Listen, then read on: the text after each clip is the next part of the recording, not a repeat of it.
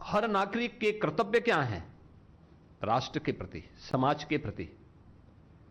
और ये पहला बजट है जो कर्तव्य भवन से बन करके सामने आया है।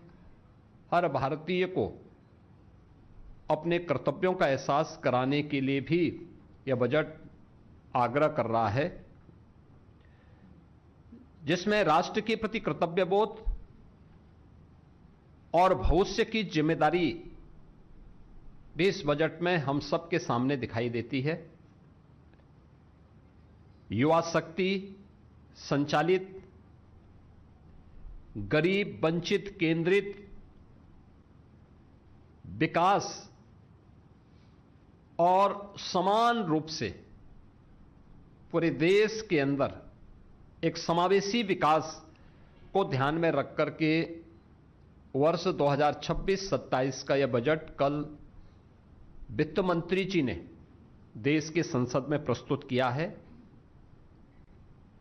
बजट में जो चीज हमें देखने को मिली है कि रिफॉर्म, ग्रोथ और फिस्कल डिसिप्लिन, यह बहुत स्पष्ट रूप से हमें देखने को मिला है।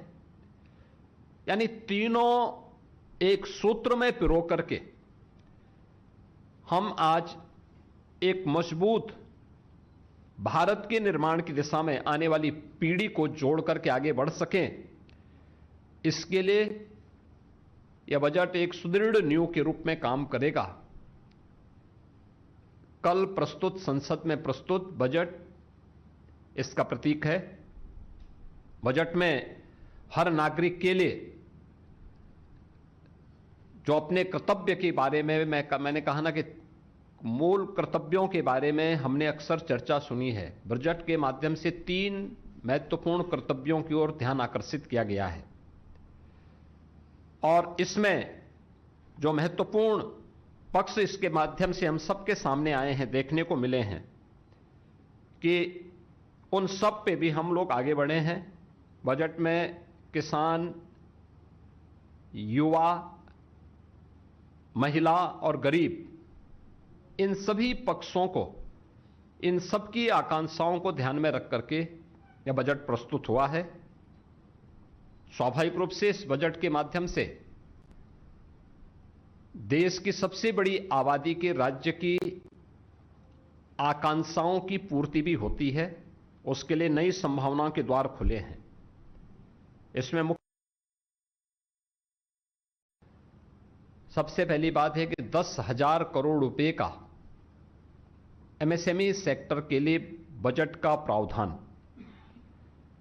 उत्तर प्रदेश देश के अंदर इसको लीड करता है। देश का सबसे बड़ा एमएसएमई बेस यूपी के पास है। 96 लाख एमएसएमई यूनिट यूपी के पास हैं। 3 करोड़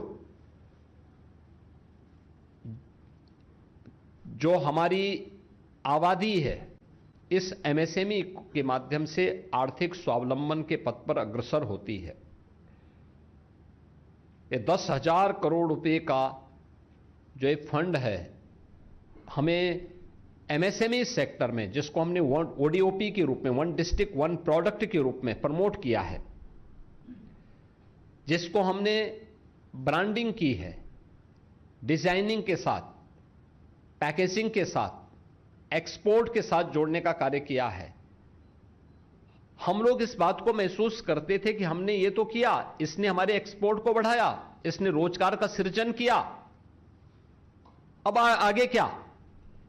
ये 10,000 करोड़ हमें इसके अगले भविष्य के लिए, इसको नई तकनीक के साथ जोड़ने के लिए, ट्रेनिंग के प्रोग्राम के साथ जोड़ने के लिए, एक्सपोर्ट के साथ जोड़ने के लिए, पैकेजिंग की नई संभावनाओं को आगे बढ़ाने में यह यूपी जैसे राज्य को मदद करेगा और यूपी सर्वाधिक लाभ इसका ले पाएगा। 12,20,000 करोड़ का इंफ्रास्ट्रक्चर का जो फंड तैयार किया गया है, इसके लिए घोषणा की गई है। स्वाभाविक रूप से इसमें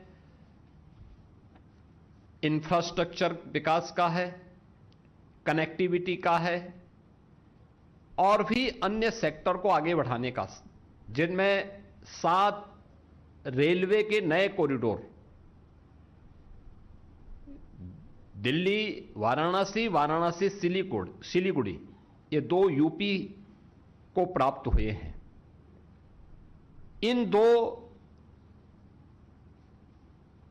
नए रेलवे कॉरिडोर का लाभ यूपी की बेहतरीन रेल इंफ्रास्ट्रक्चर को, eastern and western freight corridor, ये दोनों यूपी से होकर के जा रहे हैं, जिसमें हमारा लॉजिस्टिक का सबसे बड़ा हब यूपी के अंदर तैयार हो रहा है। इसका लाभ यूपी को प्राप्त होगा। 20 वाटरवे, जिनमें यूपी के अंदर देश का पहला वाटरवे, इनलैंड वाटरवे वाराणसी से हल्दिया के बीच में प्रारंभ हो चुका है। हमने वाराणसी, प्रयागराज और इसको यमुना जी में भी आगे बढ़ाने के लिए अपने प्रस्ताव तैयार किए हैं। अयोध्या से हल्दिया के बीच में वाटरवे को संचालित करने का प्रस्ताव, ऐसे ही राप्ती नदी, गोमती नदी, इन सब में भी ये संभावनाएं, और मेरा मानना है कि इन वाटरवे का उपयोग हम यहां पर भी कर पाएंगे। एक इस फील्ड में भी हमें एक नया वो मिला है। दूसरा, कार्गो मूवमेंट के लिए इससे हमें बढ़ावा तो प्राप्त होगा ही, लेकिन शिप रिपेयर इकोसिस्टम को तैयार करने के लिए वाराणसी और पटना में 2 विकसित होंगे, तो वाराणसी का लाभ यूपी के इस वाटरवे, इनलैंड वाटरवे की सुविधा को और इस मूवमेंट को आगे बढ़ाने में लागत जो